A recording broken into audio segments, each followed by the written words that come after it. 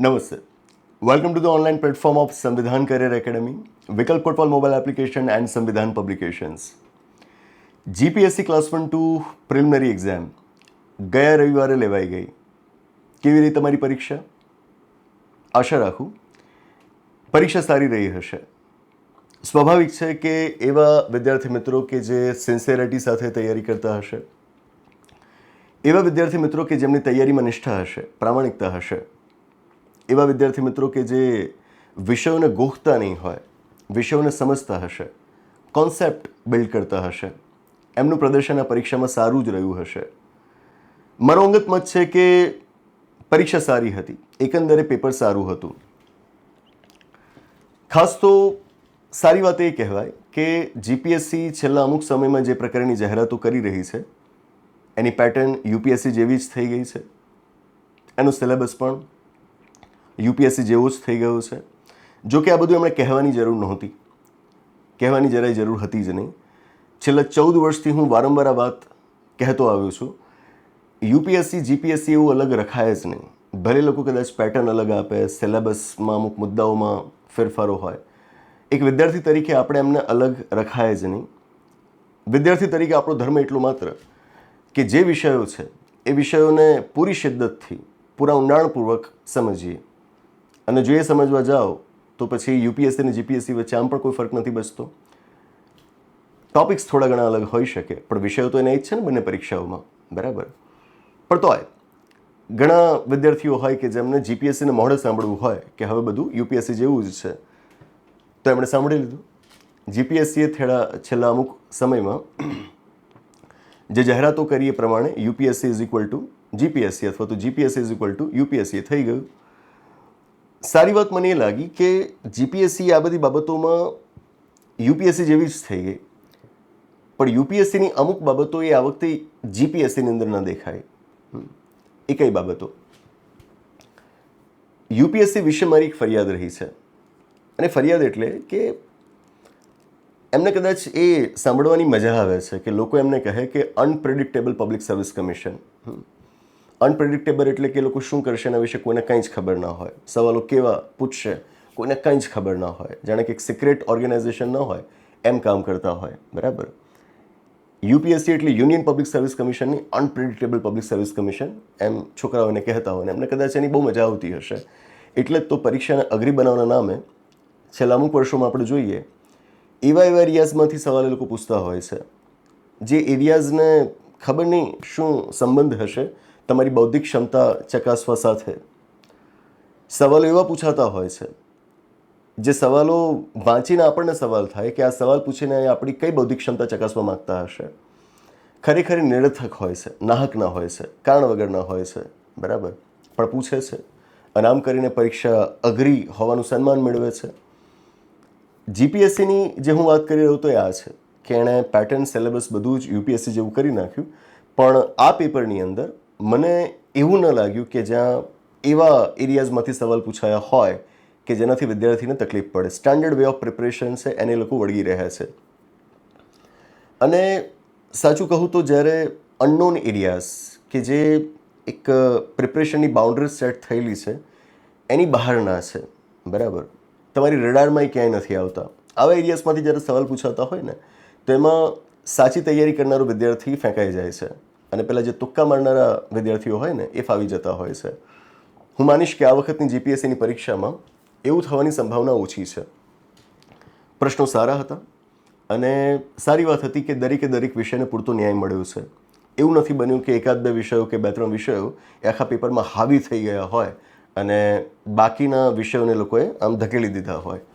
યુપીએસસીમાં ક્યારેક એવું બનતું, મારો જ મુખ્ય વિષય ઇન્ડિયન પોલિટી એ ઘણી વખત એટલો બધો હાવી થઈ જતો હોય ને કે પ્રિલિમ્સમાં લગભગ 18થી 20% સવાલો ઘણી વખત તો એ ખાલી ઇન્ડિયન પોલિટીમાંથી આવ્યા હોય, ક્યારેક તો એનાથી વધારે, બરાબર. ક્યારેક કરંટ અફેર્સ એટલું બધું હાવી થઈ જતું હોય, બરાબર. 2012 કે 13નું પેપર હતું અમારું, મને યાદ નથી આવતું એક્ઝેક્ટલી, પણ એ વખતે કરંટ અફેર્સમાંથી સરકારની યોજનાઓ, મિશન્સ, એમના એટલા બધા સવાલ પૂછ્યા હતા કે વિદ્યાર્થી મિત્રો મજાકમાં એવું કહેવા માંડ્યા કે આ યુપીએસસીનું પેપર નહોતું, આ તો ઇલેક્શનનો મેનિફેસ્ટો હતો, બરાબર. તો આ રીતે જોતાં એમાં ઘણી વખત એવું બનતું હોય કે અમુક ચોક્કસ વિષયો બહુ હાવી થઈ જતા હોય છે. જીપીએસસીમાં આ વખતે થયું નથી, એ હું સારી વાત માનીશ અને આશા રાખીએ કે આવી જ પેટર્ન જળવાઈ રહે. આ પેટર્ન જળવાઈ રહે આવનારી એસટીઆઈ, ડીવાયએસઓ, ક્લાસ 1-2 બધી જ પરીક્ષાઓમાં પેટર્ન જળવાઈ રહે કે જેથી વિદ્યાર્થીઓ માટે એક સીમાઓ નક્કી થઈ જાય. આ સ્ટાન્ડર્ડ વે ઓફ પ્રિપરેશન છે, જો આને જાળવી રાખીશું તમને પરિણામ મળશે. બરાબર. અનપ્રિડિક્ટેબલ હોવામાં શું મજા છે. બરાબર. એમાં તુક્કેબાજો જ ફાવી જતા હોય છે. એટલે આપણે આશા જ રાખી શકીએ, આપણા હાથમાં તો એવી કોઈ સત્તા છે નહીં કે જીપીએસસી કે યુપીએસસી પાસે ચોક્કસ પ્રકારનું જ કામ કરાવડાવી શકીએ. આશા જ રાખી શકીએ આપણે કે આવી પેટર્ન એ લોકો જાળવી રાખે. સવાલો મજાના હતા, કોન્સેપ્ચ્યુઅલ ક્વેશ્ચન્સ હતા, એટલે તો મેં કહ્યું કોન્સેપ્ટ બિલ્ડિંગ જેમણે કર્યું હશે એમને આ પરીક્ષા આપવામાં મજા આવી હશે. એક કેટેગરીના વિદ્યાર્થીઓ હોય કે જે સતત તણાવમાં રહેતા હોય. બરાબર. નાહકની ચિંતાઓ કરે રાખતા હોય, ઓવર થિંકિંગ કરે રાખતા હોય. પરીક્ષાનું નોટિફિકેશન ક્યારે આવશે, વેકેન્સીસ કેટલી આવશે, પરીક્ષાની તારીખ કઈ હશે, તારીખ જાહેર થયા પછી પાછું સવાલ કરે કે હવે આ પાછી ઠેલાશે તો નહીં ને. બરાબર. પ્રિલિમ્સ હજુ આપી ન હોય અને વિચારતા હોય કે મેન્સની તારીખ કઈ હશે. બરાબર. મેન્સની પેટર્ન આ જ રહેશે કે બદલાશે. બરાબર. પ્રિલિમ્સ હજુ પાસ ન કર્યું અને વિચારતા હોય કે જીપીએસસી ક્લાસ 1-2ના ઇન્ટરવ્યૂમાં કોણ કોણ બેસતું હોય છે, કેવા કેવા સવાલો પૂછાતા હોય છે. બસ આ જ નાહકની ચર્ચાઓમાં પડ્યા રહેતા હોય અને સતત તણાવમાં રહેતા હોય. જેમને તૈયારી નથી કરવી આ બધું જ કરવાના છે. બરાબર. પણ અહીંયા આગળ આપણે કહી શકીએ કે જેમણે કોન્સેપ્ટ્સ બિલ્ડ કર્યા હોય ને એમને આ પરીક્ષા આપવામાં ખરેખર મજા આવી હશે. બરાબર. અને હું હંમેશા એ જ કહું છું કે પ્રિપરેશનને પ્રિપરેશન ન રહેવા દો. Make it part of your life, something that you enjoy like anything. તમે તૈયારીને માણતા હશો ને તો તણાવ મુક્ત રહીને તમે તૈયારી કરી શકશો. બરાબર. પરીક્ષા પાસ કરવા માટે જરૂરી છે કે પરીક્ષા પાસ કરવી અને તમારો સેકન્ડરી ગોલ બનાવો. પ્રાઇમરી ગોલ શું હોવો જોઈએ? I should enjoy my subjects. હું મારા વિષયોને માણું એ મારું પ્રાથમિક લક્ષ્ય હોવું જોઈએ. અને જે વિદ્યાર્થી આ કરી શક્યો છે અને પરીક્ષામાં ચોક્કસથી સફળતા મળે છે અને જેણે પરીક્ષા પાસ કરવી એને જ પ્રાઇમરી ગોલ બનાવ્યો છે એ બસ ગોલ બનાવીને બેસી જાય છે, એ ત્યાંનો ત્યાં રહી જાય છે, એને સફળતા નથી મળતી. સાવ એવું નથી કે બધા જ ક્વેશ્ચન્સ કોન્સેપ્ચ્યુઅલ હતા. અમુક ક્વેશ્ચન્સ આપ જો લાઈક કલ્ચરના અમુક ક્વેશ્ચન્સ તો ત્યાં આગળ આપણે કહી શકીએ કે દે વર ફેક્ચ્યુઅલ ક્વેશ્ચન્સ, ડાયરેક્ટ ક્વેશ્ચન્સ. બરાબર. એમાં વધારે વિચારવાનું ન હોય, સવાલ પૂછાયો છે, ફેક્ટ તમને ખબર છે, જવાબ આપી દેશો, આવા પણ સવાલ હતા. તો આ રીતે જોતાં કહી શકાય કે કોમ્બિનેશન વોઝ ગુડ. કોઈ પરીક્ષા પદ્ધતિ પરફેક્ટ ના હોઈ શકે, કોઈ પેપર પણ પરફેક્ટ ના હોઈ શકે. બરાબર. આ જ પેપરની અંદર આપણે શાંતિથી બેસીએ તો ખામીઓ નીકળે, આપણે કાઢી શકીએ. જરૂર લાગશે તેના ઉપર એક અલગ વિડીયો આપણે કરીશું. બરાબર. છે અમુક ભૂલો જેના ઉપર આપણે ચર્ચા કરીશું, પણ એ તો રહેવાનું છે, એ તો રહેવાનું છે. એ ન હોવું જોઈએ આદર્શ રીતે, પણ છે તો આપણે એને માની લઈએ કે રહેવાનું. એ એટલું બધું નથી કે જેનાથી પરીક્ષા આખી બરબાદ થઈ જાય, ખરાબ થઈ જાય. બરાબર. એકંદરે પેપર સારું કહેવાય. એને આપણે એક પોઝિટિવલી લઈને ચાલવાનું છે, પોઝિટિવ વેમાં લઈને ચાલવાનું છે. વિદ્યાર્થીઓ હવે સમજવાનું છે કે એ તૈયારી કેવી રીતે કરશે. હું હંમેશા વિદ્યાર્થી મિત્રોને કહેતો રહું છું કે જ્યારે પણ તમે તૈયારીની શરૂઆત કરો ને, તૈયારી કરશો કેવી રીતે, તમારો રોડમેપ કેવો હશે, તમારી સ્ટ્રેટેજી કેવી હશે, પરીક્ષાની તૈયારીની પદ્ધતિ કેવી હશે, એ નક્કી કરવા પાછળ મહત્તમ સમય આપો. બને કે એક અઠવાડિયાનો સમય હોઈ શકે, મહિના 2 મહિનાનો સમય હોય. હું તો કહું કે 3 મહિના પણ તમે આપો ને તોય વાંધો નથી. ફક્ત એ નક્કી કરવામાં કે તમે તૈયારી કરશો કેવી રીતે, સીધી તૈયારી શરૂ ન કરવી. બરાબર. પ્રોપર રોડમેપ ડિઝાઇન થયો પછી એ રસ્તા ઉપર તમારે ચાલવાનું છે, પાછું વળીને જોવાનું નથી. એવું ક્યારે થાય? ત્યારે જ કે જ્યારે તમે રોડમેપ નક્કી કરવામાં મહત્તમ સમય ગુજાર્યો હોય. બરાબર. જૈનિઝમ ભણાવતી વખતે, જૈન ધર્મ ભણાવતી વખતે અમે આ વાત ખાસ કરતા હોઈએ છીએ કે first thing is right knowledge. તમારી પાસે સાચું જ્ઞાન હોવું જોઈએ. And then there is right faith, એટલે કે જે જ્ઞાન છે એના ઉપર સંપૂર્ણ વિશ્વાસ હોવો જોઈએ. અને પછી વસ્તુ આવે તમારા વર્તનની અંદર. બરાબર. આ 3 વસ્તુઓ જૈન ધર્મમાં બહુ અગત્યની માનવામાં આવે છે. એને વિદ્યાર્થીઓ સાથે એની તૈયારી સાથે સાંકળવાનો પ્રયત્ન હું ખાસ કરતો હોઉં છું. પણ સાથે એ વાત પણ કહેતો હોઉં છું કે એક રોડમેપ તમે નક્કી કરી લીધો કે હું આમ તૈયારી કરીશ, પાછું વળીને તો જોવાનું જ નથી, એમ જ ચાલતા રહેવાનું છે. પણ થોડા સમયના અંતરે એ આપણે આપણી જાતને સવાલ કરતા રહેવાનું હોય કે આમાં હજુ કંઈક વધારે ઉમેરી શકાય એમ છે, હજુ આને કંઈક બહેતર બનાવી શકાય એમ છે. એ રસ્તો આગળ જતાં તમારે સાવ છોડવાનો જ થાય તો એનાથી તો ખરાબ બીજું કશું ના કહેવાય. એનો મતલબ એ થાય કે રોડમેપ જ્યારે નક્કી કરવાનો હતો ત્યારે તમે પૂરતું ધ્યાન આપ્યું નહોતું. બરાબર. પણ ધારો કે તમે શરૂઆતમાં રોડમેપ નક્કી કરતી વખતે પૂરતું ધ્યાન આપ્યું હતું, બહુ અભ્યાસ કરીને રોડમેપ ડિઝાઇન કર્યો હતો, પછી આગળ વધ્યા ત્યારે શું કરવાનું છે એની હું વાત કરી રહ્યો છું કે પાછું વળીને જોવાનું તો નથી, પણ થોડા થોડા સમયના અંતરે તમારે ચકાસવાનું છે કે આ જ તૈયારીને હજુ વધારે બહેતર બનાવી શકાય, એમાં હજુ કંઈક ઉમેરી શકાય. એનું સેલ્ફ એવોલ્યુશન તમારે સતત કરતા રહેવાનું છે. અને થાય કેવી રીતે? આવી પરીક્ષાઓ થકી. વચ્ચે કોઈ પરીક્ષા આવી, એનું પેપર લેવાનું અને પેપરમાં જે સવાલો પૂછાયા છે એ જોઈને પોતાની જાતને સવાલ કરવાનો કે હું જે પ્રમાણે તૈયારી કરું છું એ તૈયારી પ્રમાણે શું આ સવાલો હલ કરવા મારા માટે સરળ છે? જો હા, તો મતલબ કે તૈયારી સાચી છે, તૈયારીની દિશા સાચી છે. અને જો જવાબ મળે નામાં, મતલબ મારે ફરીવાર મારા તૈયારીના એ રોડમેપ વિશે વિચારવાની જરૂર છે. કાં તો એને બદલવાની જરૂર છે અથવા તો આ જ રોડમેપ જાળવી રાખીને એમાં થોડાક ફેરફારો કરવાની જરૂર છે. આનાથી બેટર બેન્ચમાર્ક બીજો કોઈ ન હોઈ શકે, બરાબર ના? આ જ સાચી તૈયારીની પદ્ધતિ છે. હું હંમેશા વિદ્યાર્થી મિત્રોને કહેતો હોઉં છું, આ કરો. હું તમને તૈયારી કરાવડાવું છું એક શિક્ષક તરીકે, મારી ફરજ છે. તમે મારી સાથે જોડાયા છો તો મારે તમને ભણાવવાનું જ હોય, એ સ્વાભાવિક છે. પણ હું જે તમને આપું કહું એ જ આખરી એવું નહીં, બરાબર? ગૌતમ બુદ્ધે પણ ક્યારે એવું નથી કહ્યું કે હું કહું એને જ આખરી માનો. એ તો હંમેશા કહેતા કે શંકા કરો, સવાલ કરો, તમારા શિક્ષકની સામે પણ સવાલ કરો. તો મારા વિદ્યાર્થીઓને હંમેશા કહેતો હોઉં છું કે સવાલ કરતા રહો. મેં તમને આપ્યું આખરી નથી માનવાનું. એ આપ્યું પછી જુઓ કે પરીક્ષા મેં પ્રમાણેનું પૂછાય છે. જો પૂછાય છે તો મતલબ કે આપેલું એ સાચું છે, નથી પૂછાતું મતલબ કે એમાં કંઈક ખામી છે.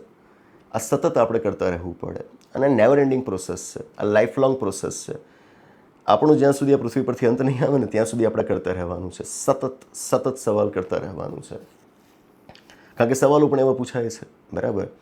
હું હંમેશા દરેક નવી પરીક્ષા પછી એના પેપર્સનું એનાલિસિસ કરતો હોઉં છું કે જેથી હું નક્કી કરી શકું કે હજુ મારે મારા વિદ્યાર્થીઓને શું નવું આપવું જોઈએ, બરાબર? છેલ્લા 14 વર્ષની અંદર જેટલા પણ વિષયો ભણાવ્યા છે, ઇન્ડિયન પોલિટી હોય, હિસ્ટ્રી હોય, ઇકોનોમી હોય, પબ્લિક એડમિનિસ્ટ્રેશન હોય, એથિક્સ હોય કે બીજો કોઈ પણ વિષય હોય, હંમેશા એ રહ્યું છે કે વિદ્યાર્થીઓને જે પ્રકારે માર્ગદર્શન આપ્યું હોય એના જ આધારે એ લોકોને સવાલો પરીક્ષામાં પૂછાયા હોય. આ છતાં 15મા વર્ષે કે 50મા વર્ષે પણ જો આ ક્ષેત્રમાં હોઈશ તો આ કામ હું ચાલુ રાખીશ કે દરેક પરીક્ષા પછી એના પેપરનું એનાલિસિસ કરીને સવાલ કરીશ કે હજુ હું વિદ્યાર્થીઓને શું નવું આપી શકું. જો હું એ સવાલ કરતો રહીશ તો કંઈક નવું આપતો રહીશ અને નવું આપતો રહીશ તો જ પેલો રેશિયો જળવાઈ રહેશે કે તમે વિદ્યાર્થીઓને તૈયારી કરાવડાવી હોય અને એના જ આધારે વિદ્યાર્થીઓ પરીક્ષામાં જે તે વિષયના 80-90%, 95% જેટલા ક્વેશ્ચન્સને સોલ્વ કરી શક્યા હોય. આ રેશિયો ક્યારે જળવાઈ રહે? કે જ્યારે લેક્ચરર ખુદ પોતાની જાતને સતત ઇમ્પ્રૂવ કરતો રહેતો હોય. આ વખતની પરીક્ષામાં આપ સવાલ પણ જુઓ, કેટલા મજાના સવાલો પૂછાયા છે. જેમ કે મારો મુખ્ય વિષય ઇન્ડિયન પોલિટી એન્ડ ગવર્નન્સ, બંધારણ. મને કોઈ સવાલ યાદ આવતો નથી આ વિષયનો આ પેપરમાંથી કે જે ડાયરેક્ટ હોય, બરાબર? સીધું પૂછો હોય કે ફલાણા અનુચ્છેદમાં શું આપેલું છે. લગભગ એવો કોઈ સવાલ મારા ધ્યાનમાં આવતો નથી. મોટાભાગના સવાલ, મોર દેન 90% questions they were statements based question, વિધાન આધારિત સવાલ. અને ખરી વાત છે કે વિદ્યાર્થીઓના વિધાન આધારિત સવાલો અઘરા લાગે.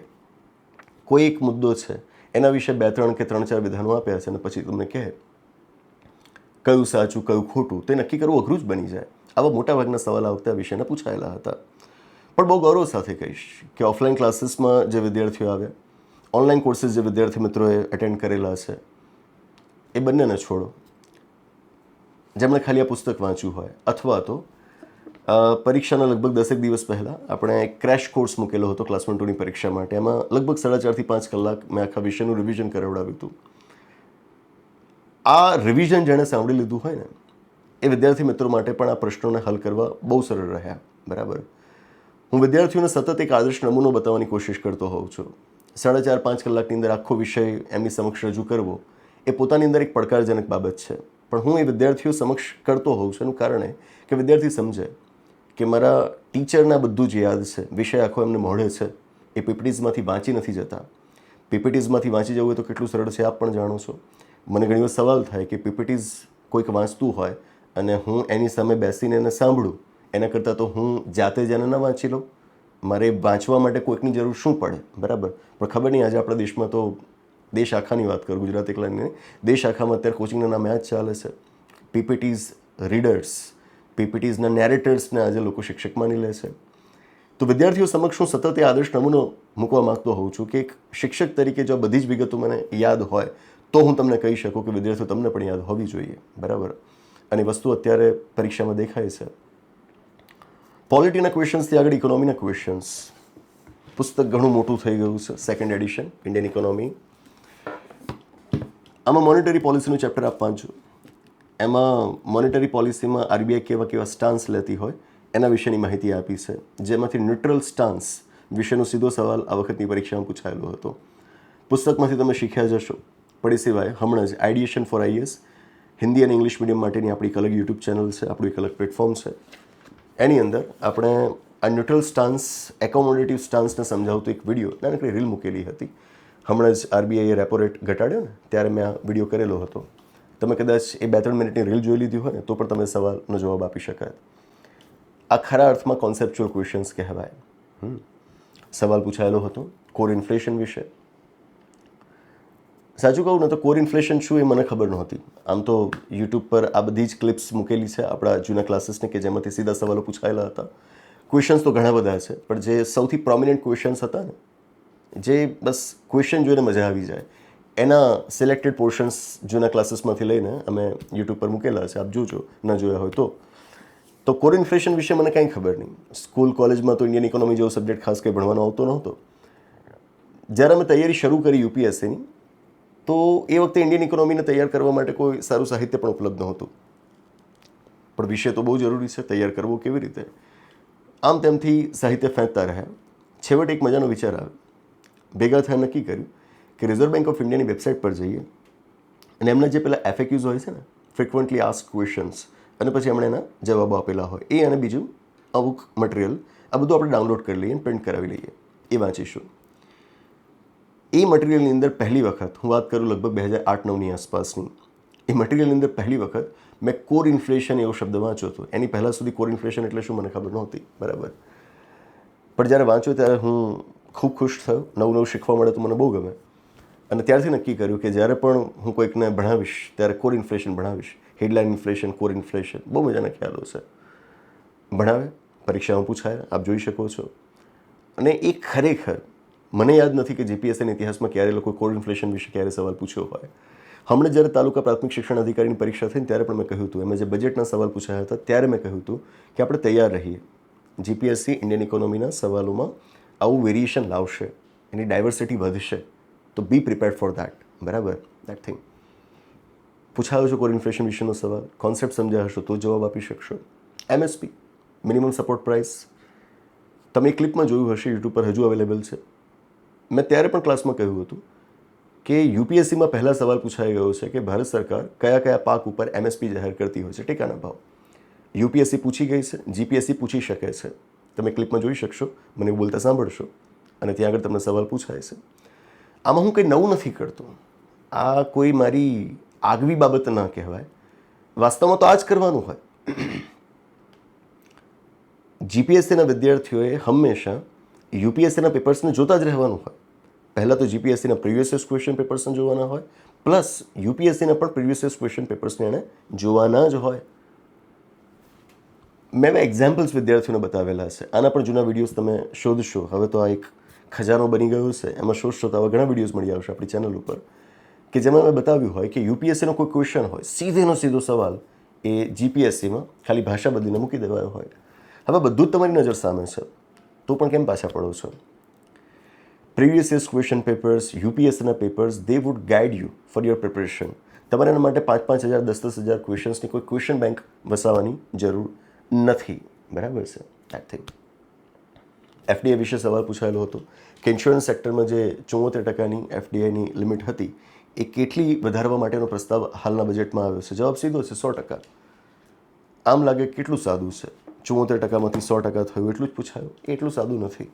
એમ કંઈ આંકડાઓ યાદ ન રહી જાય, એમ કંઈ આંકડાઓ યાદ ન રહી જાય. એને સમજવા પડે, અને કેવી રીતે સમજાય એ જ એની ક્લિપમાં, જૂના ક્લાસીસની એક ક્લિપમાંથી તમને બતાવવામાં આવેલું છે. હું તમારી સામે ઇન્સ્યોરન્સના 10 સેક્ટર્સ મૂકી દઉં.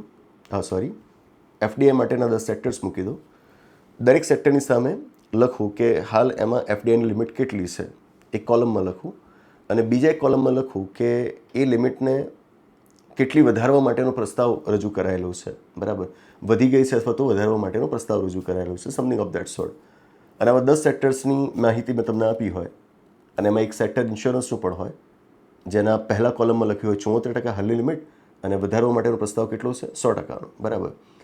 અને આવું ટેબલ આપીને પછી હું કહું કે જુઓ 74% અને 100% લખ્યું છે અને સવાલ પૂછાયો, એમ નહીં. એમ તો પછી બધા સેક્ટર્સ માટે તમે લિમિટ આપી દો, એમ નહીં. એમ સવાલ પૂછાયો એમ ન કહેવાય. ઇન્સ્યોરન્સ સેક્ટરની અંદર જો ફોરેન કંપનીઝ પાસે પણ માલિકી હોય, બરાબર, ભારતના ઇન્સ્યોરન્સ સેક્ટરમાં કંપની એવી હોય કે જેમાં ફોરેન ઇન્ડિવિડ્યુઅલ્સ પાસે પણ માલિકી હોય તો કેટલું ગંભીર કહેવાય. આ જ્યારે તમે ચર્ચા કરી હોય અને એના આધારે વિદ્યાર્થીઓને અહેસાસ થાય કે 74%માંથી વધારીને જો 100% એફડીઆઈ કરી દેવામાં આવશે ઇન્સ્યોરન્સ સેક્ટરની અંદર તો એ કેટલું ગંભીર કહેવાશે, એના પરિણામ કેવા કેવા આવી શકે. આ જ્યારે સમજાવાયું હોય ને ત્યારે પછી એને યાદ રહે કે 74%થી 100%. બાકી તો પરીક્ષામાં પૂછવાય જ છે કે આ 51%માંથી 74% હશે કે પછી 49%માંથી 74% હશે કે પછી 74%માંથી 100% હશે કે વોટ એવર, બરાબર, દેટ થિંગ. તો ફેસ વેલ્યુ પણ આપણને ઘણીવાર ક્વેશ્ચન્સ બહુ ઇઝી લાગતા હોય કે આમાં શું છે, પણ એ એટલું હોતું નથી, બરાબર. અને ખાસ તો એ પરીક્ષા આપનાર જાણે, બરાબર, પરીક્ષાનો અનુભવ જાણે લીધો હોય જાણે કે આ બધું કામ કેવી રીતે થતું હોય છે, એટલું ઇઝી હોતું નથી. આ છે ઇન્ડિયન ઇકોનોમીથી આગળ એ લોકો ઇકોનોમિક્સના પણ સવાલ પૂછ્યા છે. 2013ની જીપીએસસીની એક પરીક્ષા થઈ હતી, ચીફ ઓફિસરની પરીક્ષા. ત્યારનો હું વિદ્યાર્થીઓને કહેતો રહું છું કે તમે ઇન્ડિયન ઇકોનોમીથી આગળ ઇકોનોમિક્સના પણ મુદ્દાઓને સમજવાનો પ્રયત્ન કરો, પરીક્ષા માટે જરૂરી છે. 2013માં જો એવા અમુક ક્વેશ્ચન્સ પૂછાયા હોય તો 2025 છે, 12 વર્ષે તો ક્વેશ્ચન્સ કયા લેવલ પર પહોંચી જાય, બરાબર. બધું જ છે આપણી પાસે, રસ્તો નક્કી છે. પણ છતાં કમનસીબે હજુ એક મોટો વિદ્યાર્થી સમુદાય એવો છે કે જે આ વસ્તુને સમજવામાં કાચો પડે છે, બરાબર. એને હજુ એવું છે કે એની સામે બધું તૈયાર પીરસી દેવામાં આવે અને બસ એ જઈને પરીક્ષા આપી દે, એસડીએમ બની જાય, ડીવાયએસપી બની જાય, મામલતદાર બની જાય, બસ એ દિવા સ્વપ્ન જોયા કરે છે. કોઈકને પીપીટીઝ વાંચતા એ સાંભળીને વિષય ભણતો હોય એવું માનતો રહે છે, એ વિષય ભણી રહ્યો છે એવું માનતો રહે છે. હજુ એ યુટ્યુબ ઉપર એ શોધતો રહે છે કે કોણ આવીને મને પેપર સોલ્વ કરાવડાવશે, કે જ્યારે એની પાસે બધા જ પુસ્તકો મોજૂદ છે, ગૂગલ અવેલેબલ છે, તો એ પેપર સોલ્યુશનના નામે દિવસોના દિવસો વેડફે છે. એ હજુ યુટ્યુબ પર એવા લોકોની શોધ કરે છે કે જે આવીને કહેશે એને કે ભાઈ આ વખતે કટ ઓફ આટલું રહેશે. દરેક પરીક્ષા પછી આ વાતો હું કરતો રહું છું, બરાબર. કટ ઓફ ક્યારેય કોઈ પ્રિડિક્ટ ન કરી શકે. આ મગજમાં લખીને રાખો કે કોઈ પણ વ્યક્તિ આવીને કહે ને કે કટ ઓફ આટલું રહેશે, એ 100% છેતરનાર વ્યક્તિ છે, 100%, બરાબર. એ અહીંનો કોઈક લેક્ચરર હોય કે દિલ્હીનો કોઈક લેક્ચરર હોય, તમારી પાસે ક્યારેય પોસિબલ નથી કે વિદ્યાર્થીઓની એવડી મોટી સેમ્પલ સાઇઝ આવી જાય કે તમે એક રેશનલ વેમાં નક્કી કરી શકો કે કટ ઓફ આની આસપાસ રહેશે. એ લોકો હંમેશા રેન્જ આપતા હોય છે, બરાબર. રેન્જ કેમ આપતા હોય છે? એક્ઝેક્ટ આંકડો કોને? અને રેન્જ આપો છો તો રેન્જ પણ એકાદ માર્કની, 1 કે 2 માર્ક્સની આગી પાછી હોવી જોઈએ. 10 માર્ક્સની રેન્જ આપો તો એ ક્યાં મેળ પડે, બરાબર. 80થી 90 માર્ક્સ એવું કેમ કહો છો? કહેવાનું તો કહું છું કે 85થી 90 માર્ક્સ એવું પણ કેમ કહો છો? કોને 83થી 85 માર્ક્સ, બરાબર. તો એ રિયલ સેન્સમાં કટ ઓફ માટેનું પ્રિડિક્શન કરીને કહેવાય. એ તો કોઈ કરશે ને, કારણ કે એમાં ફસાવાની શક્યતા હશે, બરાબર. તો રેન્જ મોટી જ આપશે, 5 માર્ક્સની કે 10 માર્ક્સની. અને જો એ રેન્જમાં પણ કટ ઓફ ના આવ્યું તો પછી કહેવું તો ક્યાં અઘરું છે, કહી દેવાય કે આ તો અનપ્રિડિક્ટેબલ હોય, આમાં નક્કી થોડું હોય, ગમે તે આવી શકે કટ ઓફ. અને સાચું કહું તો વિદ્યાર્થીઓને પરિણામ આવે ત્યારે યાદ પણ નથી હોતું કોઈ કોણે કયું કટ ઓફ કર્યું હતું, કોઈ ફરક નથી પડતો. પણ એનો ફાયદો મહત્તમ કોચિંગ સંસ્થાઓને આ રીતે થઈ જતો હોય છે કે વિદ્યાર્થીઓનું એંગેજમેન્ટ મળી જાય અને પછી એમને પોતાના કોર્સીસ લેવડાવી દેવાય, ઓફલાઈનની અંદર એડમિશન લેવડાવી દેવાય, પોતાના રદ્દી પુસ્તકો ખરીદવા માટેનું કહી દેવાય, બરાબર. આનાથી બચજો. તમારો સમય જ વેડફાશે. જે લોકો પહેલાં ફ્રી મોક ઇન્ટરવ્યૂઝ અને નાહકની ટેસ્ટ સિરીઝ આપીને વિદ્યાર્થીઓના ફોટોગ્રાફ્સ ભેગા કરી લેતા હોય છે હોર્ડિંગ પર ચિપકાવવા માટે. 3 સ્ટેજીસ છે, ફિલ્મ્સ, મેન્સ, ઇન્ટરવ્યૂ. ત્રણેયની વિદ્યાર્થીને તૈયારી કરાવવાની હોય, પહેલું કામ એ કરવાનું હોય, બરાબર. એ નથી કરતા કારણ કે એમાં મહેનત લાગે, પહેલાં મહેનત ન લાગે. ફ્રી મોક ઇન્ટરવ્યૂઝ રાખો હંમેશાની મહેનત, બરાબર. તો આનાથી જે લોકો પોતાનું એક આખું બિઝનેસ મોડલ ડેવલપ કરીને ચલાવી રહ્યા છે એ લોકો આ બધામાં નહીં પડે, મહેનતવાળા કામમાં નહીં પડે, બરાબર. મહેનત તમારે કરવાની છે, વિદ્યાર્થી તરીકે તમારે સમજવાનું છે કે ખરી મહેનત કોને કહેવાય. તો પેપર સોલ્યુશન આ બધી બાબતોથી દૂર રહો. પેટર્ન બદલાય, સિલેબસ આમ થઈ ગયો, બરાબર. એ ચાલતું રહેશે, કરવાવાળા કરતા જ રહેશે, કારણ કે એમને કોઈ કામ નથી. બરાબર. એમણે એમની તૈયારી વખતે પણ આ જ કર્યું હતું, ફરિયાદો જ કરે રાખી હતી, એટલે કોઈ પરીક્ષામાં પાસ ન થયા. બરાબર. હોય છે આવા, હું દિલ્હી ભણીને આવ્યો, બસ હું દિલ્હી ભણીને આવ્યો એટલે મારી સિદ્ધિ, ભલે મેં કોઈ પરીક્ષા પાસ ન કરી હોય. આવા લોકોને જોઈને નવાઈ લાગે, કારણ કે આ જે લોકો છે ગુજરાતમાં પણ આપણે જોઈએ ખોટું બોલીને ક્લાસીસ ચાલી જતા હોય, ક્લાસ 1 2ની પરીક્ષાની પ્રિલિમ્સ પણ પાસ ના કરી હોય, અથવા તો પાસ કરી તો મેન્સમાં 5 વખત નાપાસ થયા હોય. આવા લોકો અત્યારે કોન્સ્ટન્ટલી પેટર્નમાં આવી ભૂલ છે, સિલેબસમાં તેવી ભૂલ છે, ન હોય એવી ભૂલો શોધે છે અને વિદ્યાર્થીઓને યુટ્યુબ પર કારણ વગરના એંગેજ રાખે છે. વિદ્યાર્થીએ હવે આ સમજી જવાની જરૂર છે, અટકી જવાની જરૂર છે. બાકી આવી પરીક્ષાઓમાં તમે ક્યાંય નહીં દેખાવ, ક્યાંય નહીં દેખાવ. આમ પણ તૈયારીમાં સિન્સિયરલી તૈયારી કરનારા વિદ્યાર્થીઓનો માસ બહુ ઓછો હોય છે, 10% માંડ હોય છે. બરાબર. હું યુટ્યુબના માધ્યમથી એ માસ મોટો કરવા માગું છું, કોમ્પિટિશન વધારવા માગું છું. 10% કેમ 20-25% વિદ્યાર્થીઓ એવા હોવા જોઈએ કે જે સિન્સિયરલી તૈયારી કરતા હોય. બરાબર છે. એટલે જ તો આ બધી વાતો વારંવાર હું કરતો રહું છું, સોશિયલ મીડિયા ઉપર ક્યારેક પોસ્ટ લખીને, ક્યારેક વિડીયો બનાવીને કરતો રહું છું, કે જેથી વિદ્યાર્થી જાગે. બહુ મોટું નુકસાનમાં તમે જઈ રહ્યા છો. અહેસાસ ઝડપથી થઈ જાય જરૂરી છે, બાકી પાછળથી અહેસાસ થશે ત્યારે તમે ક્યાંય નહીં રહ્યા હો. તો આ બધી વાતો હતી. આશા રાખું કે આપની પરીક્ષા સારી જ રહી હશે, અને જો સારી નહીં રહી હોય તો તમને સમજાઈ ગયું હશે કે સારી કેમ નહોતી રહી, અને એને ભવિષ્યમાં સારી બનાવવા માટે જે કંઈ પણ કરવા લાયક હશે એ તમે કરશો જ એવી આશા હું રાખું છું. છેલ્લે હમણાં જ આપણે સંવિધાન કરિયર એકેડમી આપણી સંસ્થાનો 10મો જન્મદિવસ નવેમ્બર 2024માં ઉજવ્યો, અને આ એપ્રિલ મહિનામાં 14 એપ્રિલ 2025ના દિવસે સંવિધાન પબ્લિકેશન્સ, આપણા પુસ્તકો જેના નીચે હેઠળ પ્રકાશિત થાય છે, એ સંવિધાન પબ્લિકેશન્સના 10 વર્ષ પૂરા થયાનો અવસર આપણે ઉજવ્યો. અને આ બંને અવસરે આપણે મસ્ત મોટી ઓફર રાખેલી હતી, 90% ડિસ્કાઉન્ટની. આપણા ઓનલાઈન કોર્સીસની અંદર 90% ડિસ્કાઉન્ટની આપણે ઓફર રાખેલી હતી. આપણે હંમેશા કહેતા આવ્યા છીએ, માર્કેટિંગને બધાથી આપણે જોજનો દૂર છીએ. બરાબર. માર્કેટિંગથી સંસ્થા ચલાવવી એ આપણા સ્વભાવમાં નથી. શિક્ષણથી, પેડાગોજીથી, આપણી ગુણવત્તાથી, આપણી નૈતિકતાથી સંસ્થા ચલાવવી એ જ આપણો રોડમેપ છે. એના સિવાય બીજું કોઈ આપણું મિશન નથી, બીજી કોઈ વસ્તુ અમારા ધ્યાને ક્યારે આવતી જ નથી. એટલે જ પરીક્ષા પહેલાં આપણે ઓછું બોલીએ છીએ, પરીક્ષા પછી વધુ બોલીએ છીએ. અને એટલે જ આપણે કહીએ છીએ કે સાચી પરિણામની ગેરંટી આ, કે જ્યાં વિદ્યાર્થીઓને આપણે બતાવી શકીએ કે તમને આ ભણાવાયું હતું અને એમાંથી આવા સવાલ પૂછાયા છે. બરાબર. એ કહી દેવું તો બહુ સરળ છે ને, કે જો આવું પૂછાયું હતું, હવે હું તમને આવું ભણાવીશ. બરાબર. એ તો બધા જ કરવાના. બરાબર. પણ પરીક્ષા પહેલાં તમને કોઈકને માર્ગદર્શન આપ્યું હોય અને એમાંથી પછી સવાલો પૂછાય તો એ ખરી સિદ્ધિ કહેવાય. અને એટલે જ એને જ આપણે સાચું પ્રમાણ માનીએ છીએ, સાચી તૈયારીનું સાચું પ્રમાણ માનીએ છીએ. અને એટલે જ આ પરીક્ષા પછી પણ આપણે જ્યારે પ્રશ્નો વિદ્યાર્થીઓને મહત્તમ અપાવી શક્યા છીએ આ પરીક્ષાની અંદર, ત્યારે પેલી ઓફરને પાછી લોન્ચ કરી રહ્યા છીએ. જે 90% ડિસ્કાઉન્ટની ઓફર હતી એને પાછી લોન્ચ કરી રહ્યા છીએ.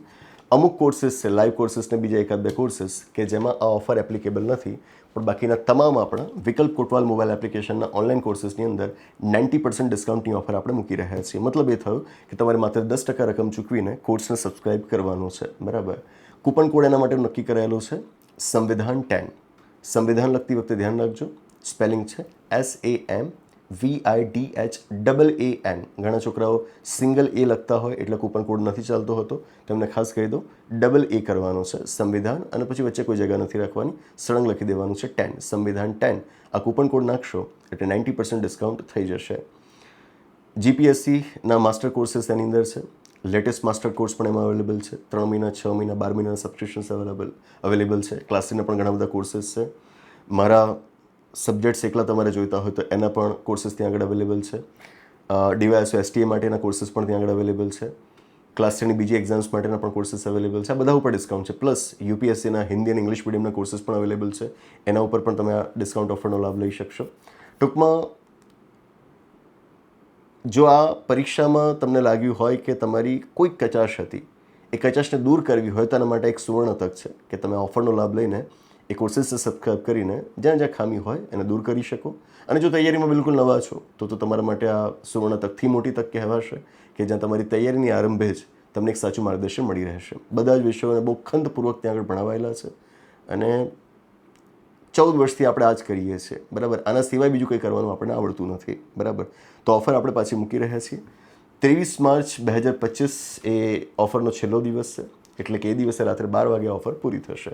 તો ત્યાં સુધીમાં જે કોઈ પણ મિત્રોને ઓફરનો લાભ લેવાનો હોય લઈ લેશે. 90% જેવડી મોટી ડિસ્કાઉન્ટની ઓફર વારંવાર નથી આવતી હોતી, અને લગભગ આવી ભવિષ્યમાં ક્યારે આવશે એની કોઈ આપણે ગેરંટી નથી આપતા, બરાબર, કારણ કે આપણે એના વિશે જાણતા નથી, બરાબર. તો હાલમાં આ ઓફર છે, તો મહત્તમ લાભ આપ લઈ લેશો. લગભગ ડિસેમ્બર મહિનામાં એસટીએની પરીક્ષા આવવાની છે, એમાં આપણે જીપીએસસીનો માસ્ટર કોર્સ કામ લાગશે. પછી એપ્રિલમાં ક્લાસ 1-2ની પરીક્ષા આવતા વર્ષે પાછી આવશે, એમાં પણ આ કામ લાગશે. તો સમય છે તમારી પાસે, પૂરતો સમય છે, 1 વર્ષનો સમય છે, બરાબર. અને 1 વર્ષનું સબસ્ક્રિપ્શન જો આપની પાસે હોય તો ત્યાં સુધી તૈયારી સારી થઈ જશે ઘરે બેઠા. એ ઉપરાંત આ પુસ્તક તો હવે છે જ નહીં, ટોટલી આઉટ ઓફ સ્ટોક છે, એટલે એમાં કોઈ ઓફર રાખવી મુશ્કેલ છે. મુશ્કેલ એટલે કે અશક્ય છે. પણ આ છે ભારતીય અર્થવ્યવસ્થા, ઇન્ડિયન ઇકોનોમીનું આપણું આ સેકન્ડ એડિશન. આના ઉપર આપણે 50% ડિસ્કાઉન્ટની ઓફર રાખી રહ્યા છીએ. એની જે કિંમત છે એમાં 50% રકમ ચૂકવીને તમે આ પુસ્તક ખરીદી શકશો. જેમ મેં તમને બતાવ્યું કે મોટાભાગના સવાલો ઇન્ડિયન ઇકોનોમીના જે આ વખતે પૂછાયેલા હતા, પહેલી એડિશનમાંથી પણ જે તે વખતે 2018માં કે ક્યારે 18માં, હા, આપણી બુક પબ્લિશ થઈ હતી ઇન્ડિયન ઇકોનોમીની ફર્સ્ટ એડિશન, અને એના લગભગ 1.5 મહિનાની અંદર જીપીએસસી ક્લાસ 1-2ની પ્રિલિમ્સ લેવાઈ હતી. લગભગ 95% ક્વેશ્ચન્સ એ વખતે આપણે 144 પાનાની બુકમાંથી અપાવ્યા હતા, બરાબર. તો એનો એક રેકોર્ડ રહ્યો છે. એ રેકોર્ડને આપણે આ બુકની અંદર પણ જાળવી રાખીએ છીએ, અને આ વખતની પરીક્ષામાં પણ મેક્સિમમ ક્વેશ્ચન્સ આની મદદથી તમે સોલ્વ કરી શક્યા હતા. એટલે જ આ બુક ઉપર પણ આપણે ઓફર રાખી રહ્યા છીએ. 50% ડિસ્કાઉન્ટની અંદર આપ આ પુસ્તક ખરીદી શકશો. પણ ધ્યાનથી કે આ ઓફરનો લાભ, એટલે કે પુસ્તક ખરીદવા માટેની ઓફરનો લાભ આપને ફક્ત ને ફક્ત આપણી વેબસાઇટ ઉપર મળશે. આપણી વેબસાઇટ કે જેનું નામ છે www.vikalkotwal.org. ફક્ત આ વેબસાઇટ ઉપરથી આપ આ પુસ્તક ખરીદશો તો જ આપને આ ઓફરનો લાભ મળશે.